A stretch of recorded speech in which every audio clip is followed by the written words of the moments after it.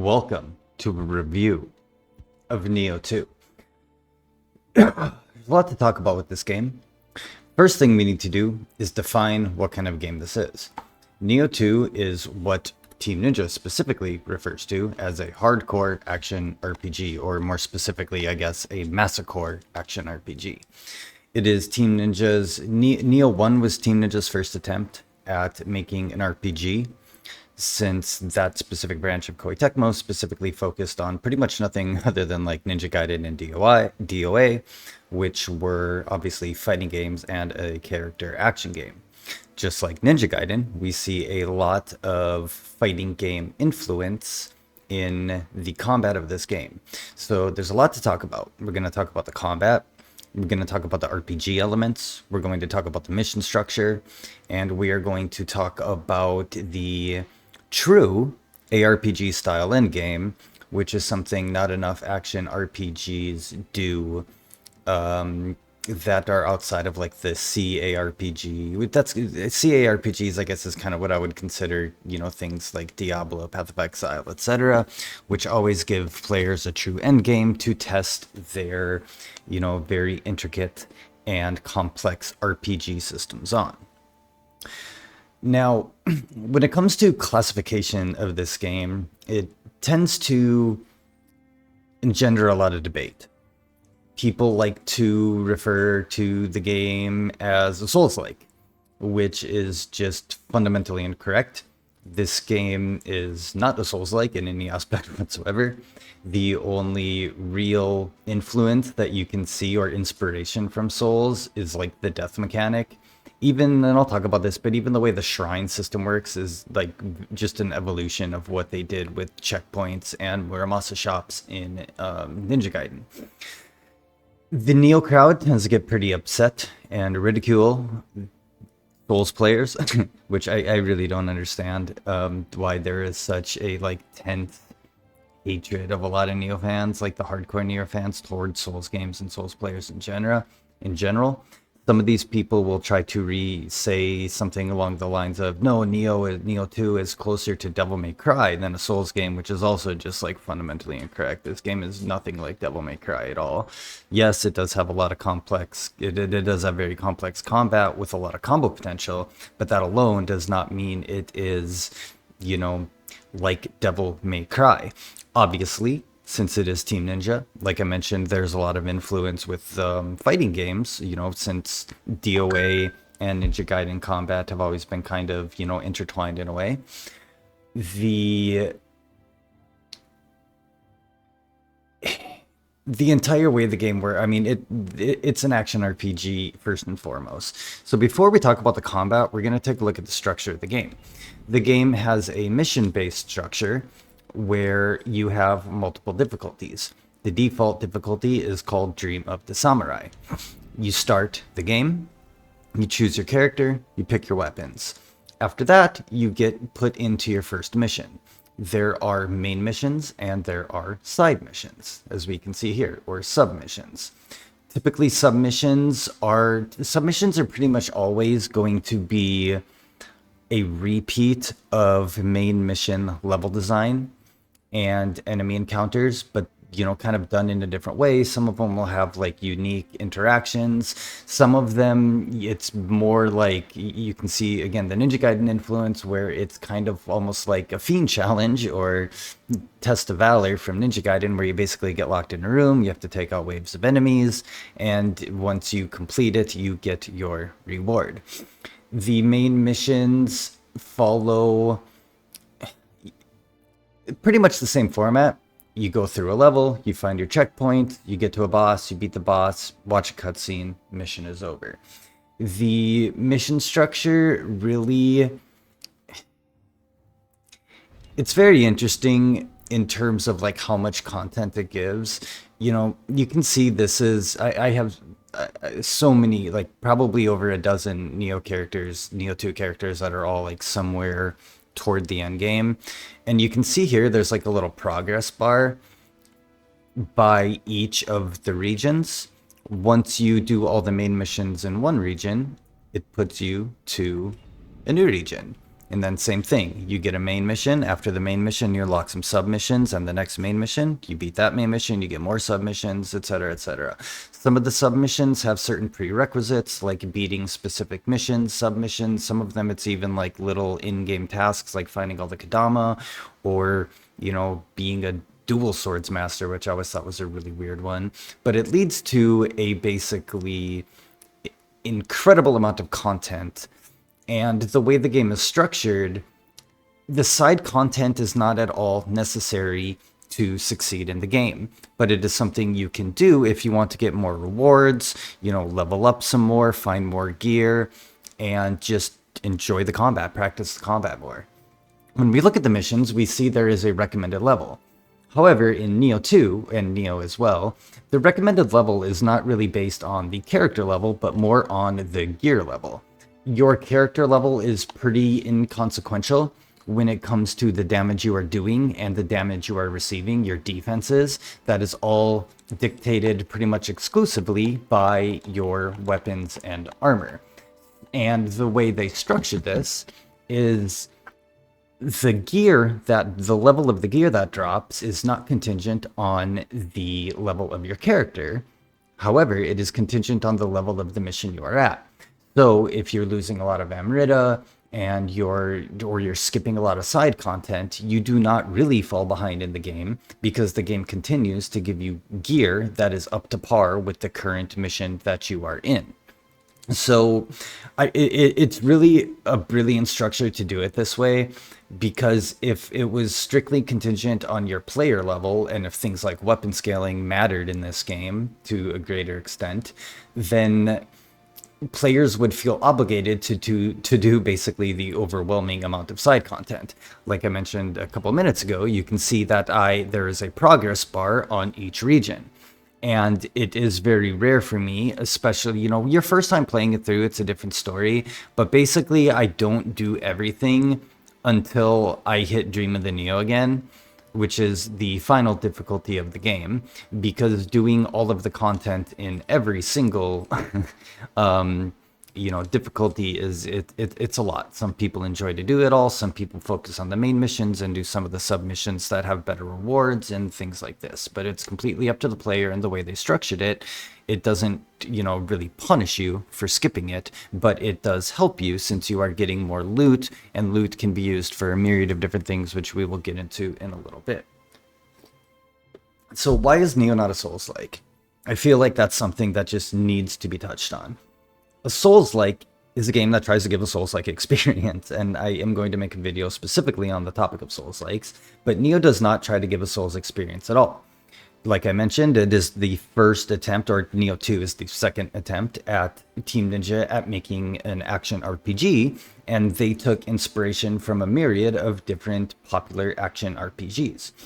When it comes to Souls, really the only thing that they really took from it is the way the experience system works and the way the death mechanic works. When you die, you lose all of your Amrita. You do not lose your money, which is your currency. You lose what's called Amrita, which is basically your experience points that you use to level up.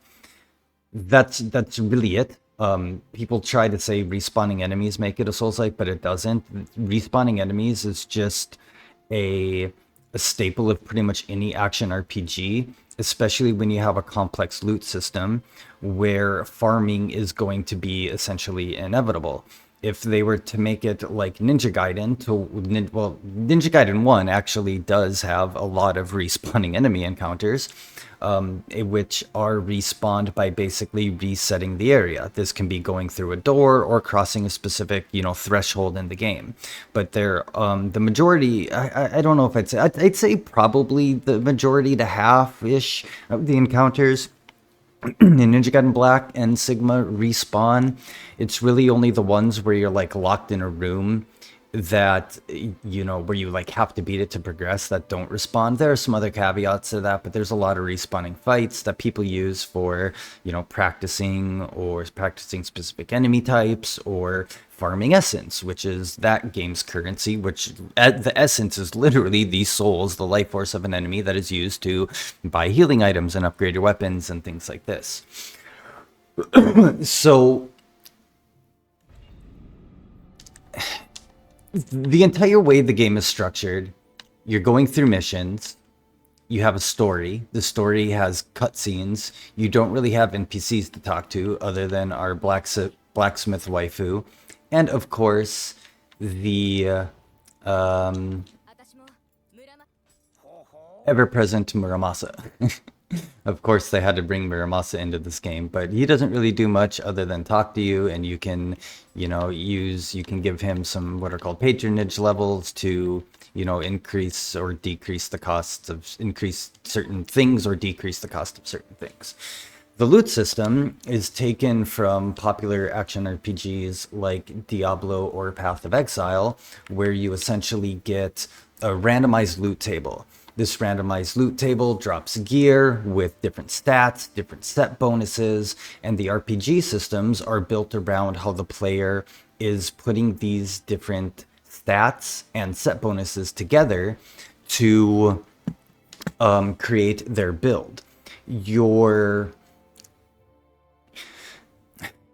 In a Souls game, so we're still on the topic of why it's not a Souls-like. In a Souls game, Souls games do not have like really much of an RPG system.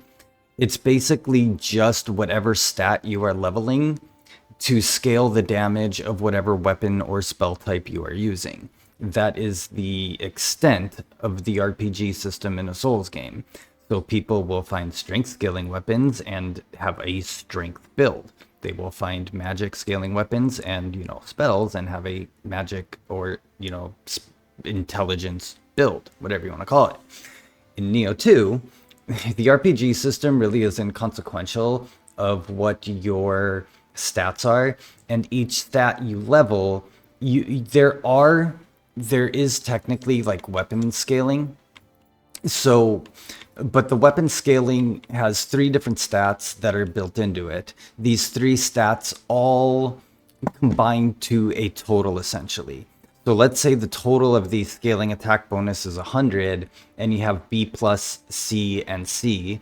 Basically, it would be like, you can think of it like 50 points would go toward Constitution, 25 towards skill, 25 towards strength.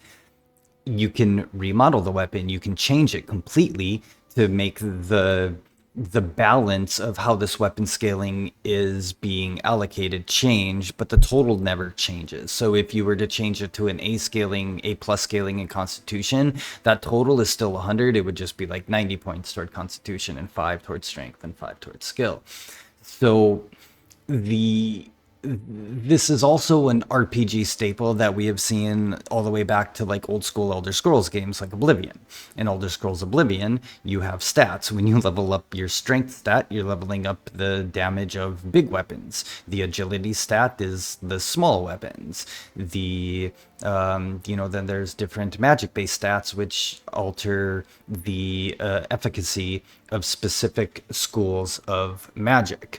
So even the way you level has basically nothing to do with what your build is. When you increase or decrease a level, you are not only increasing or decreasing the damage of your weapons or spells. That is honestly like the most inconsequential part of this. The bigger part of it are the passive effects that you are getting from these level upgrades. So for instance, when you leveling up your heart and courage, you're not leveling up heart and courage because you want to increase the damage of heart and courage scaling weapons. You're increasing heart and courage because you want more ki and more ki recovery. You're leveling up stamina. Stamina is a very important stat. Pretty much no build in this game can go without a good amount of stamina because that is increasing your equipment weight. And once you get to the end game, it is very important to have high agility and high toughness. Magic and dexterity are your ninjutsu and magic, and we're going to get a little bit more into the different types of jutsu, but ninjutsu and magic respectively. And that increases not only the capacity and damage, but not only the damage, but also the capacity, which is the amount of that specific jutsu you can carry, as well as the length of time that certain buff jutsus are active. So you're not really focusing on level. Your stats have really nothing to do with your build. Your build has to do with the different set bonuses that you have and things like this. So for instance, if you want a lot of If you're doing a build with corruption, which is a certain kind of like imbue, or it's not an element, but you can think of it like an elemental weapon. So I am corruption builds, you can see from my set bonuses, have a lot to do with anima and yokai abilities. So you are taking stats that increase your sentience, which helps your corrupt weapons, and your anima and anima, your max anima and anima gain. So you are able to use your yokai abilities more. So it leans into like the yokai type of playstyle. Using a lot of yokai abilities and inflicting corruption on your enemies. It doesn't matter what stats you choose for this. That is completely inconsequential.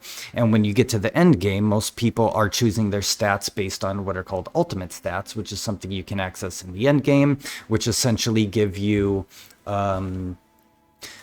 different buffs based on that stat, right? So the majority of people are leveling their stats evenly, essentially, until they hit the very end game where they are getting 150, which is the minimum requirement for an ultimate stat. Very convoluted, I know, but the whole point of that is to say, like, it's not trying to be a Souls-like. The RPG system, the loot system is nothing like a Souls-like. You do not upgrade your weapons. Like I mentioned earlier, your weapons and armor, you get higher levels based on the mission that you are in. That is what dictates the damage that you are doing, not what your stats are. So the RPG system is nothing like a Souls game, and the combat system is also nothing like a Souls game. Not every action RPG is trying to be a Souls-like, and I just needed to put that out there because this always sparks a lot of ridiculous debates online where you see like both sides of the spectrum being so dumb. One saying it's absolutely a Souls-like, and one saying it's more like Devil May Cry, and neither of those are true statements. The combat is very rooted and evolved from like their DOA and Ninja Gaiden experience, and the loot systems and the way the end game, which we'll talk about in a little bit, works, is mostly based off of your like games like Path of Exile and Diablo and things like that. And actually, we are going to switch characters because I do want to showcase some of the depths which I have not unlocked on this character yet. So the next thing we need to talk about is the combat system. And the combat system is where Nioh 2 really shines. It is, what people think of when they think of Nioh 2. They think of how the combat system works. So the combat system, you have different weapons that you can choose. Each different weapon has completely different skill trees that you unlock. So when we go into our skills here, we can see all of the different weapons. 1, 2, 3, 4, 5, 6, 7, 8, 9, 10, 11. 11 different weapons that you can use in Nioh 2. Each weapon has its own skill trees. Each weapon also has stances. We have what is called low stance, mid stance, and high stance. Each stance serves a different purpose. Each stance has slightly different dodging properties and different attack types. Your low stance is typically what you are using when you are dodging around and for evasion. Mid stance is typically used for blocking and defense, and high stance is typically used for key damage and breaking the guard or getting through the guard of your enemies. Each stance also has active skills. So when we go into one of our weapons, we see that you can assign active skills to each one of these stances. And sometimes you have, multiple skills you can choose some. Some weapons are only going to essentially have one active skill for a certain type of input. We have light attacks. We have heavy attacks. We have heavy attacks. We have light-heavy combos. So when we look at our skills again, we can see there is heavy attack at the end of a combo, light attack at the end of a combo. Most of your active skills, other than your light and heavy attack combos, are going to be on different action modifiers.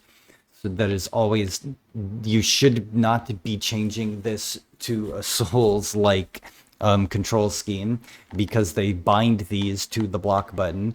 So when you're done with your skill, you're basically able to get back in your blocking frames right away, which again is very similar to what we see in Ninja Gaiden, where in Ninja Gaiden, you're basically always holding block, you're ready to block the enemy's attacks, and you do things like shuriken cancel and things like this to get into your blocking faster. So your active skills are essentially like assigned to the block plus attack. So we have light attack, and then we have block plus attack active skill.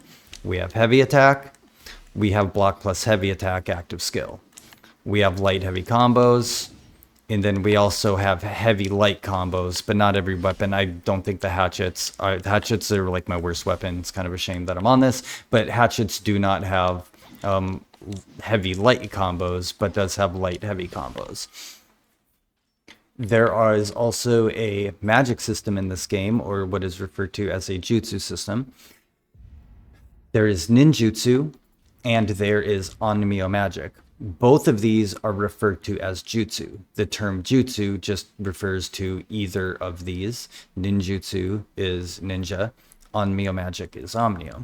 Both of these have different things that you can use, ranging from buffs to damage dealing attacks. So, you know, we have our three different elements in this game: lightning, fire, and water. You have lightning attacks, water attacks, fire attacks. You have familiars, which are buffs that inflict the element of choice status on the enemy.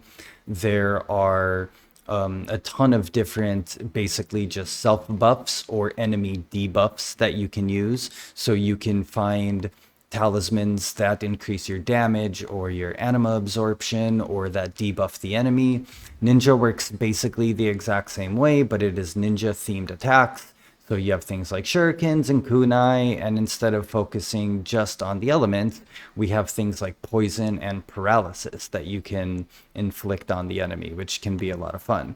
You also do have your typical elemental damage, which was I don't think this was introduced until one of the DLCs, if I remember correctly, but I might be wrong. I didn't play Nioh 2 until all of the DLCs were already released, so I believe that's how it worked. When you are going through combat, you are doing a combination of your active skills, your magic buffs, and your enemy debuffs. And you basically have to coordinate these in a way that, you know, makes sense to whatever play style and build that you are trying to use. There are also soul cores that we have. And I think we have a shrine here. We do. We are going to go back to the... I could have sworn there was a way to get out of here. I haven't played Nioh 2 in a while, but with Nioh 3 releasing, I'm going to be getting back into it. Yes, we are going to go to the training room, and we are going to look at soul cores. Soul cores, I don't have a good analogy for this. I know that this concept was... Some people have said it was taken from another game. I am just not sure what that other game is. But basically what you can do with soul cores is when you defeat specific yokai enemies, if you're not familiar, yokai are basically mythical demons in Japanese folklore. They drop their soul core. Once you pick up their soul core, you are able to use the basically one of the abilities or skills that enemy used. So for instance, this box cart is an enemy that you can fight. If you defeat it, it has a probability of dropping its soul core, and then you get its skill. Kasha is a boss. When you kill the boss will drop its soul core. The bosses, the first time you kill a boss, and pretty much every time you kill a boss, it's going to drop a soul core.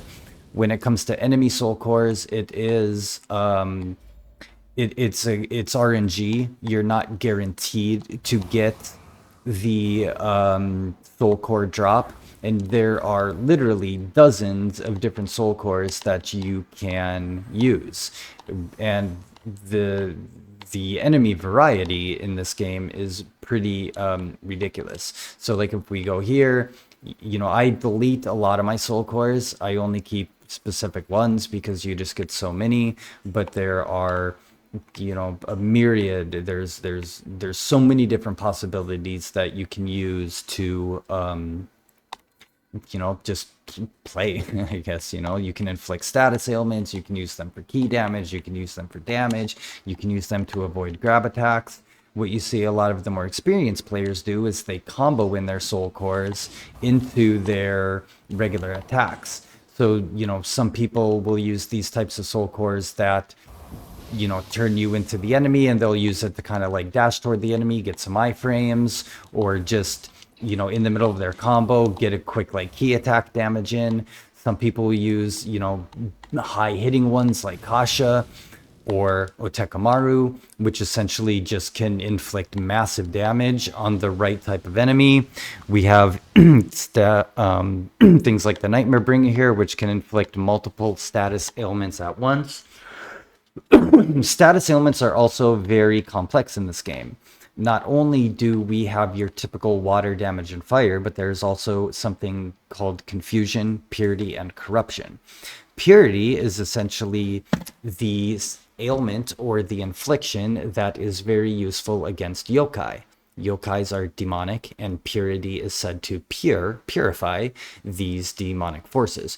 Corruption is an ailment that you can use that basically uses the power of yokai to, deal damage. Corrupt weapons also can do what's called awaken, where the weapon glows purple and talks to you. So it's kind of like the spirit of the yokai in the weapon is actually talking to you, and you're kind of like harnessing its power. It's really, really cool. Water, the status ailment that water inflicts, you basically deal more damage to your enemy. Lightning slows the enemy down. Fire is basically just a dot to damage over time. Purity and corruption both have to do with key damage. So purity and corruption both work pretty similar, to where you're dealing more key damage to the enemy, with corruption actually allowing you to kind of leech key back from the enemy that you are attacking. If two or more status elements are inflicted at a time, you would do something called confusion. Confusion has been changed in Nioh 2 compared to Nioh 1. In Nioh 1, confusion basically just like prevented a boss or enemy from doing anything and completely key broke them. In Nioh 2, it's a lot more balanced. Corruption essentially confusion, essentially allows you to deal 50% more damage to the enemy, and you can also use it to keep yokai enemies and yokai bosses from phase transitioning. Enemies also do have a very similar posture system and key system that we do. So when we see the enemy here, what's my other... Oh, I'm bad at talking, you know this by now. When we see the enemy here, he has a red bar, which is his health, and then he has a purple bar, which is his key. Once you break the enemy's key, you are able to open them up for a critical attack. So we can see here, this yokai enemy, he is not armored anymore. You see here how I cannot stagger him? When we break his key, now he staggers on every hit, and he is essentially not able to attack. That's how you can, people tend to like complain about hyper armor or enemy armor in this game. However, you get around this by breaking their key. So there's always kind of a loop in the combat system where you are trying to break the enemy's key, and that's when you do your massive combos. When the enemy's key is broken, if you inflict confusion on them, did you see how the yokai there, he regenerated and put that black pool on the ground and he got all his ki back? If you inflict confusion and keep extending the confusion, so keep inflicting more and more status ailments, the enemy essentially is not able to transition back into his full ki state. You can use this to keep bosses in a zero ki state for a really long time, prevent them from phase transitioning, as well as just do massive damage since you have your confusion inflicted on them. So a really good player is going to break the enemy's key, inflict confusion, and then keep cycling through different status ailments to extend the confusion. So water, fire, lightning, corruption, purity. So they'll start off with, let's say corruption and water. Then once the confusion's about to run out, or one of those ailments is about to run out, he'll do lightning and then fire and then, potentially purity as well. But that's, a little bit harder. On top of soul cores, we also have things called guardian spirits. You basically get, in this game, you are a half demon or a half yokai, half human. You have the ability to transition or transform into Fight a Ninja. I think I can get Animusum here. Emerita. You have the ability to transform into one of these yokai. And there are 3 different yokai forms. There is Feral, there is one called Brute, and there is one called Phantom. Each of these have different attack properties, with the Brute being kind of your slow, hard hitter, your Feral being your super quick, fast. It doesn't deal quite as much damage as the Brute, just like, from your basic attacks, it still can inflict a lot of damage, but it's a lot quicker. And the Phantom is, kind of your middle range one. We also have burst counters. So, just like we're seeing in Ninja Gaiden 4 right now, enemies will do red attacks. You have a specific input to interrupt these enemies' red attacks. Feral, these are called burst counters. Feral's burst counter acts like a dodge.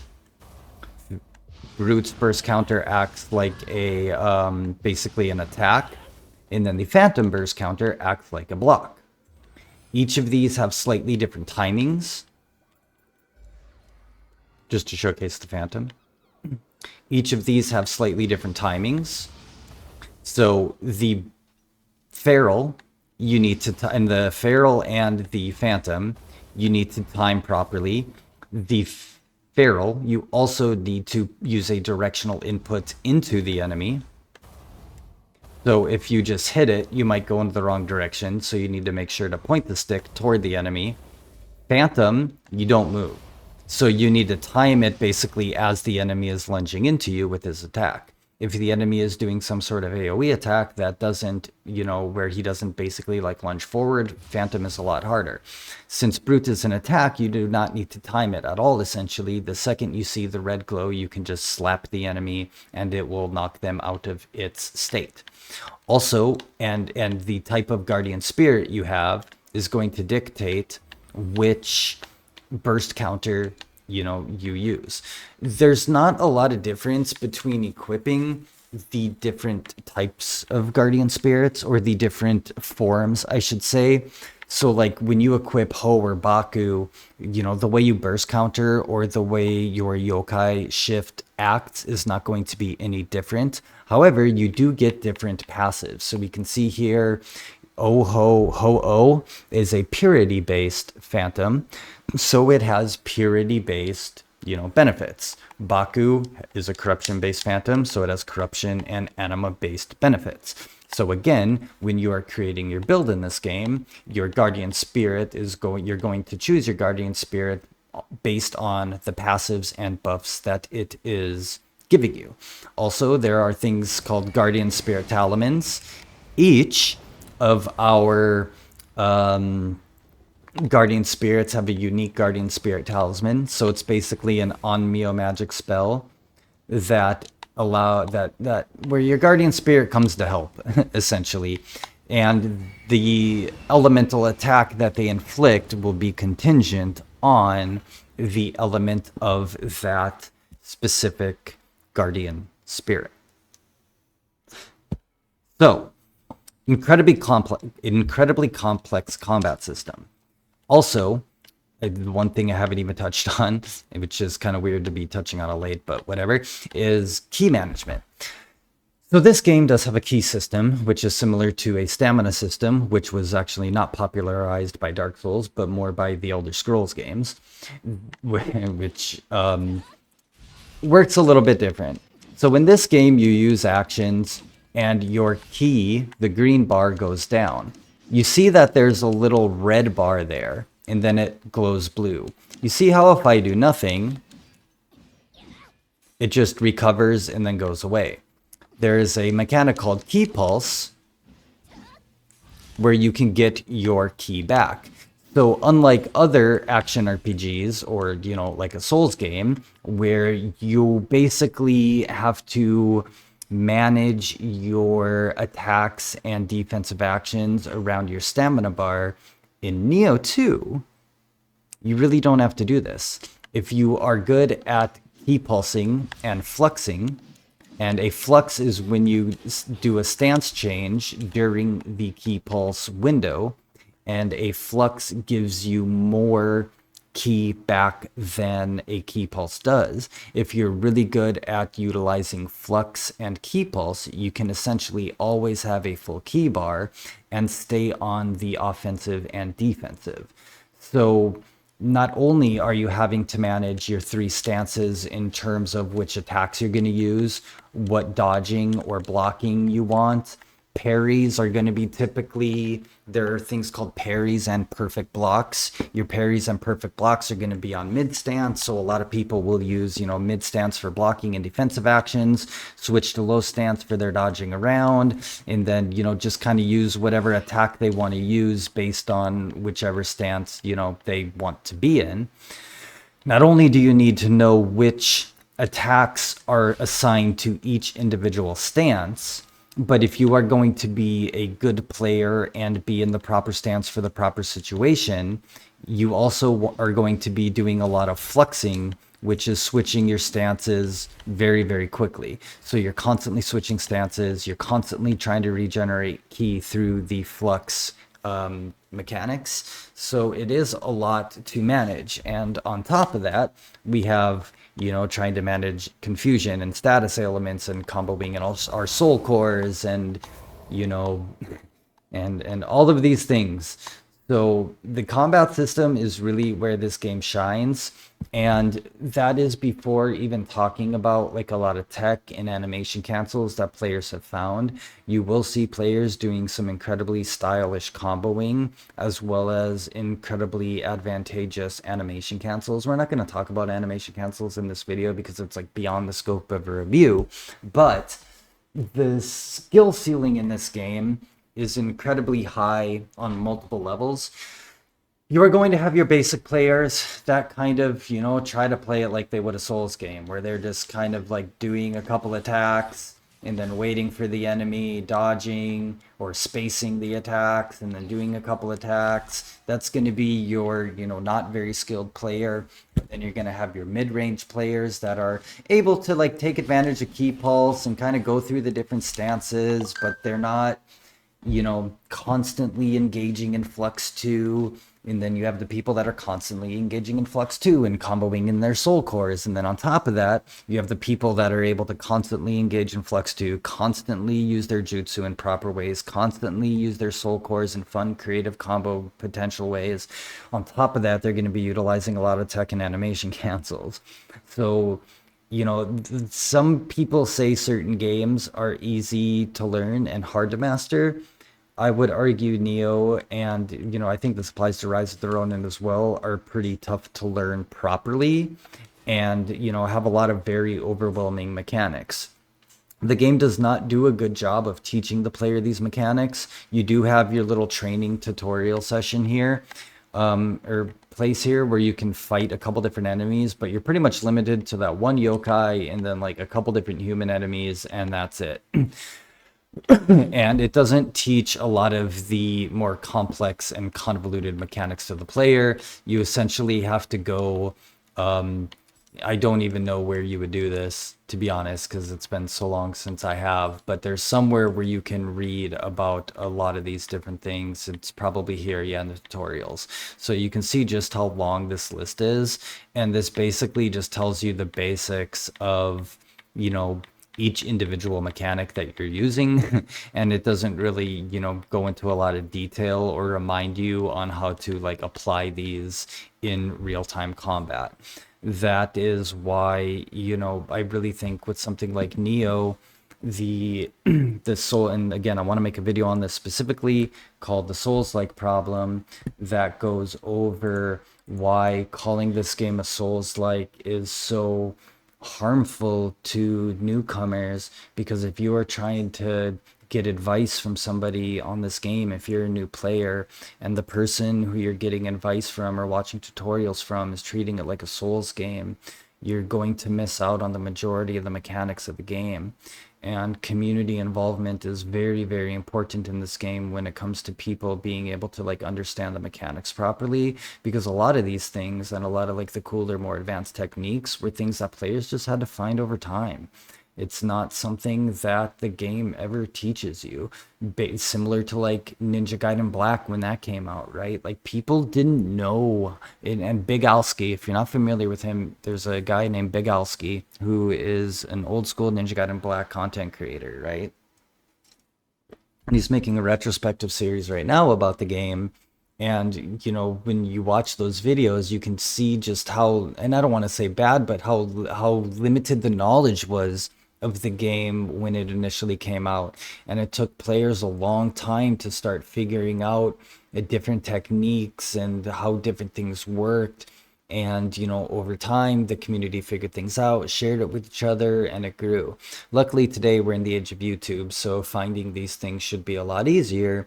However, again, if you were to search like Nioh 2 combat guide on YouTube, odds are you're going to get players that don't properly understand the game, and you're going to get players that are very surface level with their understanding and treating it like a Soulslike. So that's kind of why I went on that tangent, just because with a game like this, it's so complex and trying to understand the combat system fundamentally takes a lot of time.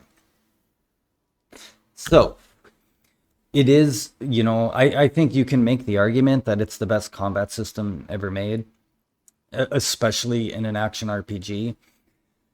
In terms of complexity and depth, like different people try to define depth and complexity in a combat system in different ways. Some people tend to think it's variety. Some people tend to think it's just like the sheer number of things you have to manage, or the number of buttons you have to press, or the amount of tech, or like when you look at a game like Devil May Cry 5, for instance, like it's the complexity in that combat system is essentially how insane players can get with their combo potential, right? To where they're able, like when you watch some of the like Devil May Cry 5 combo mads, they're insane, but there's not a lot to manage in the game. Like, right? You just have like a few attacks, but the depth comes in the player like understanding how these attacks work fundamentally and being very good at the movement in the game, and using these attacks to control the enemies in specific ways. In Nioh 2, it's a lot more based on like what the player is doing. So and how they're engaging with the enemy, because the enemies like engage with you in a better way, I would say, than they do in a game like Devil May Cry. So now let's talk about enemy design. Enemy design follows a similar philosophy that we see in Ninja Gaiden. And again, this is what sets Team Ninja apart from their competitors when it comes to their combat systems and enemy engagement. Just like in Ninja Gaiden, it's not like Devil May Cry where you are able to just kind of like, somebody put this very like well in one of my comment sections. He's like, yeah, in Devil May Cry, you're essentially, the enemies are your canvas to paint on as the player, and it's your creative freedom essentially that's like creating the art that is your combos. In Nioh 2, just like Ninja Gaiden, you have enemies that are also engaging with you and can kill you very, very quickly. So if you want to be a stylish, flashy player, not only do you need to understand your players, combat and skills and tech and movement and things like this very well, you also need to understand the enemies on a fundamental level, in the same regard. There are two types of enemies in this game. There are yokai enemies and there are human enemies. We are going to go back to the hut now, and we are going to take a look, not the shrine, and we are going to take a look at the sheer scope of the enemy variety in this game. Nioh 2 absolutely has Team Ninja's best enemy variety. Enemy design, it's kind of a little bit more subjective as to what you like. But when it comes to enemy variety, there is a ridiculous amount of enemies in this game. So, we have our basic humans, and most basic human enemies are going to function pretty similarly. You have ninja type enemies, you have samurai type enemies, and you have, mages. Mages, samurai, and ninjas. And then we also have our yokai enemies, and you can see they put these huge lore descriptions, which I think is really cool. And just look at the like sheer variety in the design of these enemies. Some of them are big blobs that can burrow underground. Some of them are, basically just like big monsters that are very hard hitting. Some of them are, zombies, like they always have to put. I don't understand what it is with Team Ninja and zombies, but why do they always got to put zombies in their games? We have a big door, Oni B, and all of these are deeply rooted in Japanese mythology. A snake waifu chick that inflicts paralysis.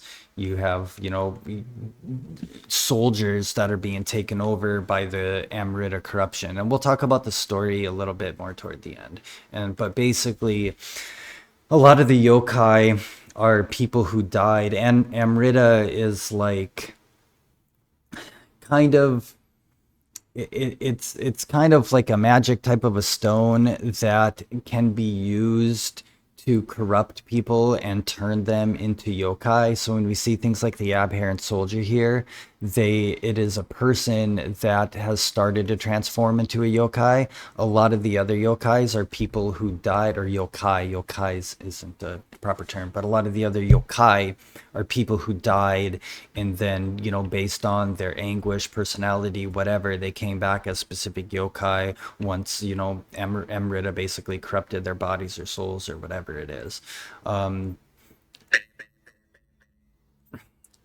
Giants that inflict different status elements, wheel monks, flying bolts. Like, just look at the sheer variety in yokai enemies. There is some kind of like repeat when you have like different elements of the same type of enemy, or big spiders, little spiders. Mezuki and Gozuki are brothers that are both the same type of, horse guy. Then we're getting into bosses. Each yokai boss is very, very unique and different from the other yokai bosses. Most of the bosses in this game are actually really well designed and fun to fight. There are a couple exceptions. This is one exception. This is just a trash gimmick boss. This is another trash gimmick boss. You can see here where I have the lore notes filled out on everything. The lore notes fill out the more times you fight this boss. Gyuki, I fought one time on this save and on most of my saves on the initial playthrough, and then I never go back to that mission again because it's just such a trash boss. Shooting Doji is a fucking, very, very cool boss. This is also a pretty trash boss here. It's a big house. But the point is, it's a very, very large variety of yokai enemies to fight, and all of them have different mechanics and different ways to fight. We see more Ninja Gaiden influence here. This is basically the Resetsu, and the Tsuchigumo are like basically this game's version of the Black Spider Clan. And they can, some of them, I don't know if one of them transform. I haven't really like read about this guy, but very similar to like the Resetsu and Black Spider Clan. Your giant ninja toad, because of course, a samurai ninja fantasy game has to have a giant ninja toad.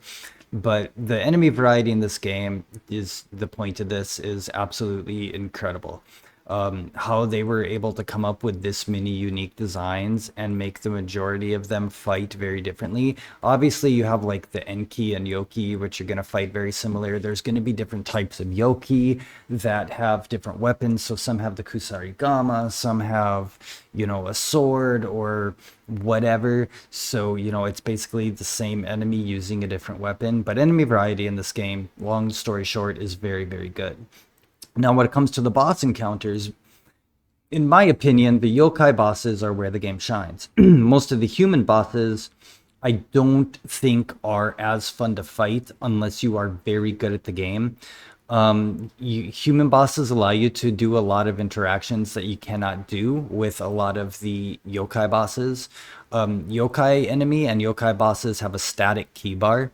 So once you deplete their key, if you hit them and it takes away 10% of their key, that key does not regenerate. It's not until you deplete their key and then put them in that zero key state and then they regenerate again that they actually phase transition or regenerate their key. Humans have a key system that works very similar to how the player system does. Because of this, they're a lot harder to key break. They can block. A lot of the human enemies are where the game feels where people will say the game feels cheap. I would say that's probably going to be the human bosses. I think yokai bosses are a lot more fun when you want to deal with just like comboing on them and doing your offensive capabilities. There's really not a lot of defense you need to do with a human or with a yokai, sorry, other than like dodge or block or whatever to get out of the way.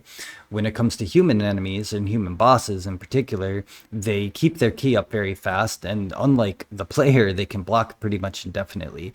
However, on the flip side of that, human bosses have a lot more interactions that the player can do that they cannot do with a yokai, such as incorporating parries and perfect blocks, and having that like really good one-on-one duel.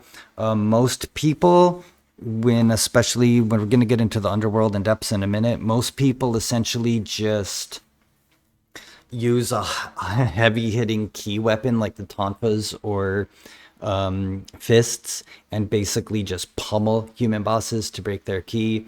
However, if you want to become a good player at the game, I would encourage you to try to spend some time to not only just try to like rush them down, but try to, treat it like a duel and engage them in a more clever way using some of the defensive options that you can't use against other yokai bosses.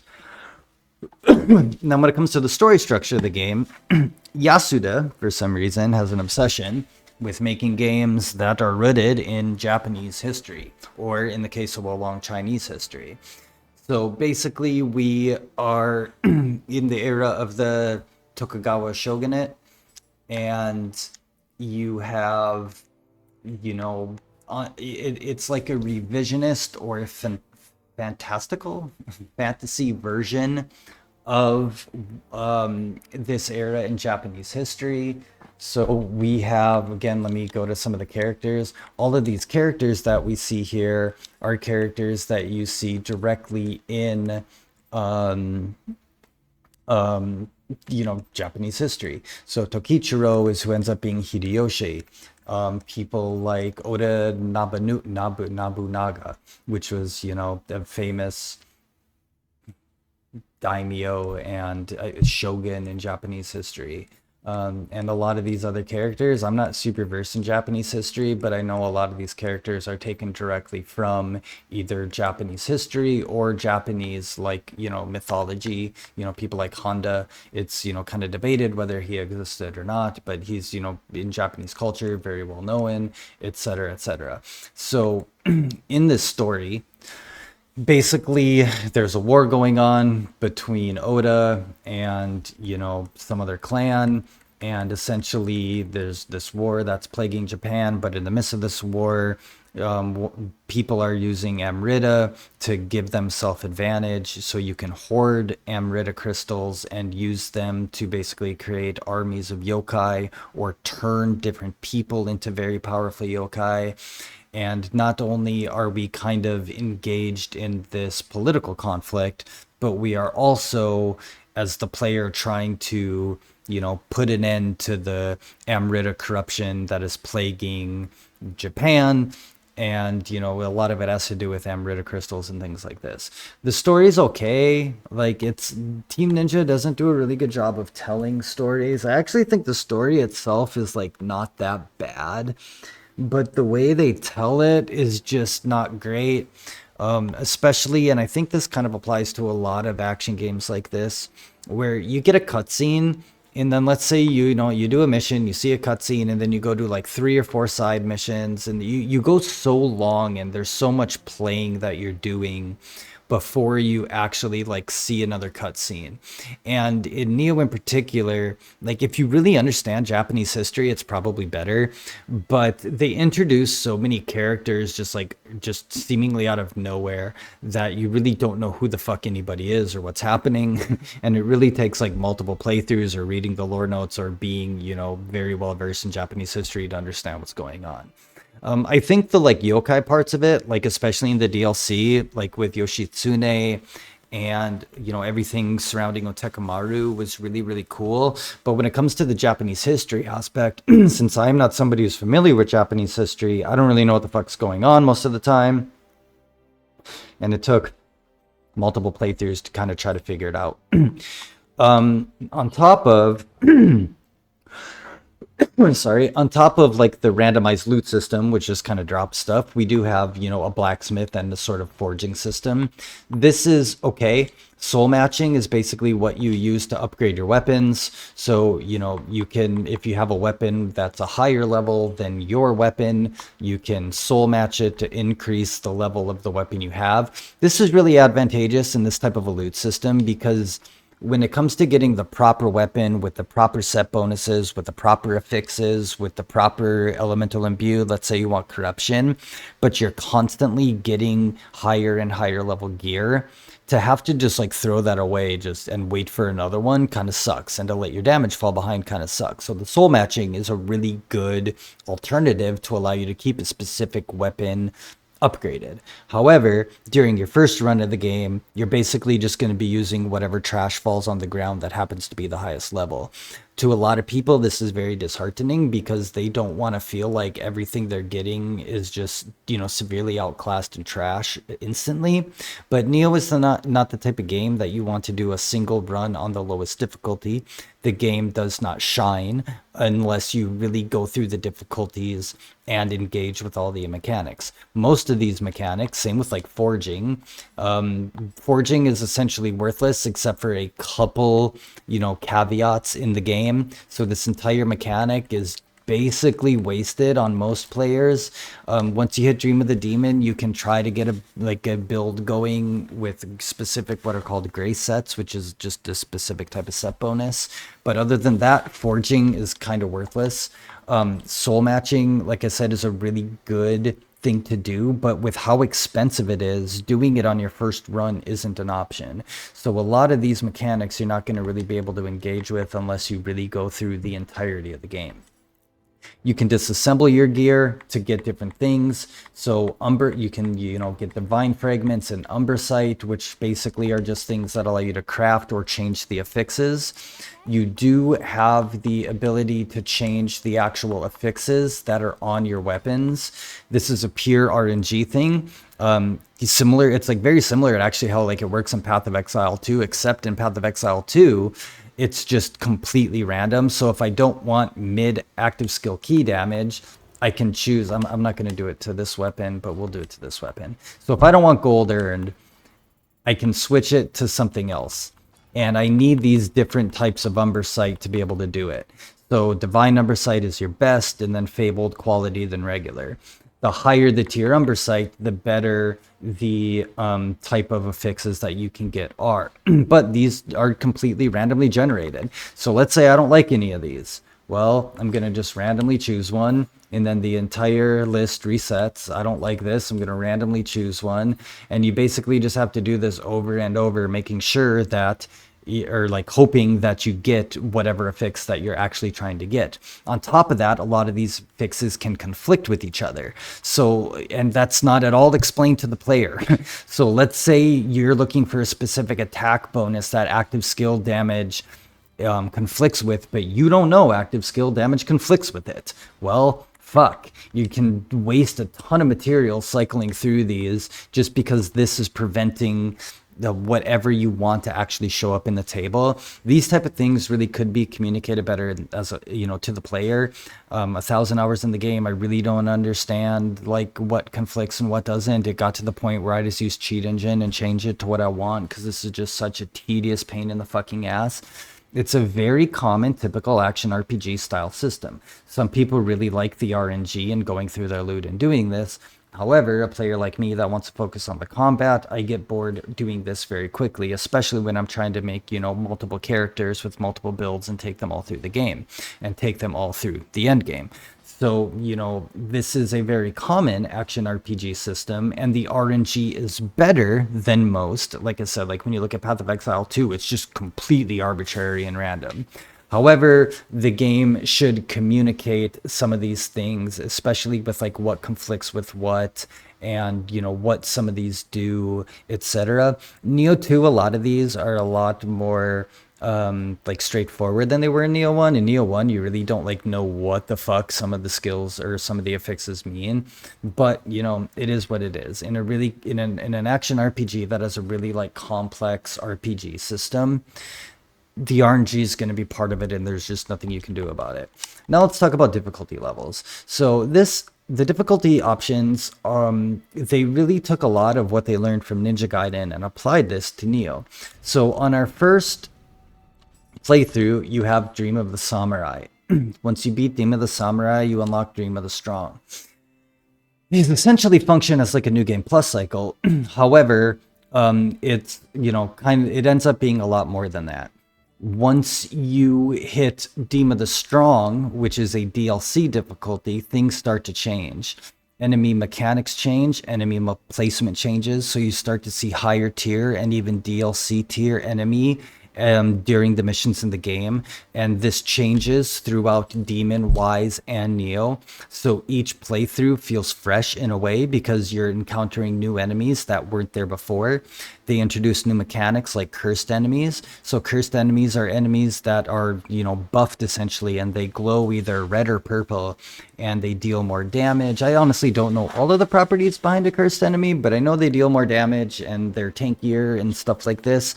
You can take the curse away from an enemy temporarily by doing a burst counter. So if they do a red attack and you burst counter them, you can take the curse away. Bosses also are cursed. Cursed enemies, cursed bosses also regenerate health. So if if you're trying to play Dream of the Nioh Demon Wise slowly, like a Souls game, bosses are going to regen their health faster than you can deal damage. So it's really important to understand how to burst counter your bosses and take away their curse, which is called curse nullification, if you want to be successful. Also, once you hit these difficulties, the bosses change a bit. I believe their attack speed changes in some instances. Their burst counters change, so certain attacks that you used to be able to burst counter, now you can't. So that'll like kind of flip you up. You'll do a burst counter to an attack you burst countered before, and you'll just get hit. But that's not a negative. It's good, right? They're learning what they took from Ninja Gaiden, and they're not just increasing enemy health and damage. They're actually fundamentally changing the enemy placement, the types of enemies, and introducing new mechanics that force you to understand the game's mechanics at a more fundamental level. And you need to start doing things like taking advantage of confusion, and most people use set bonuses that there's something called versatility, where you get a damage buff for each individual skill you use. So they try to push the player toward not just spamming the same thing anymore, and it really requires a better understanding of the game. When it comes to modern action RPGs, nobody does it better. The biggest problem with a lot of the big popular action RPGs out there, Souls games are action RPGs, but not all action RPGs are Souls-like, but Souls games fail at this. Their New Game Plus is boring. You just beat the shit out of everything for 90% of the game, and then the last 10% of the game and the DLC bosses have a little bit more health and hit a little bit more harder. But you're so outclassed. Even though they increase everything technically, you're so much stronger than 90% of the game. It's just not fun. And there's nothing new, nothing engaging, and it's just boring. This makes each new difficulty level fresh. Each new difficulty level also drops new gear. So once you hit Dream of the Strong and Dream of the Demon, you get a better rarity. Then Dream of the Wise and Dream of the Nioh, you get a better rarity again. Also, in different set bonuses drop based on the difficulty. So you can, you get new builds to try, and that's basically it. You get new builds to try and set bonuses and affixes in this per each difficulty. So it really gives the player a lot to dig into, and it makes the so-called new game plus or difficulty selections of this game significantly better than pretty much any other action RPG that is out there. Also, there is endgame content, which again is very common in true action RPGs. These are called Twilight missions. These actually are introduced fairly early. These are randomized missions that you can undertake once per day. They basically switch daily, that are a lot harder than previous missions, or than your typical side missions. They typically give you umber sight, so if you are really trying to engage in the crafting system and tempering system and changing your fixes, doing these on a regular basis is the best way to get all of your crafting materials that are required. Also, it's another way to just keep the game fresh, right? They're randomized. You don't know what enemies you're going to find, what mission you're going to be in, what bosses you're going to fight. And it's a really cool thing that basically just gives a ton of replayability.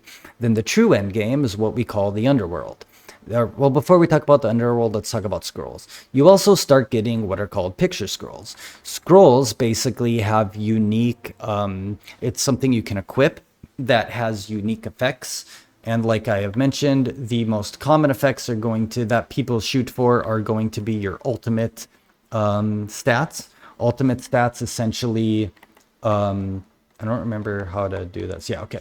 Ultimate stats essentially give you buffs based on specific stat thresholds.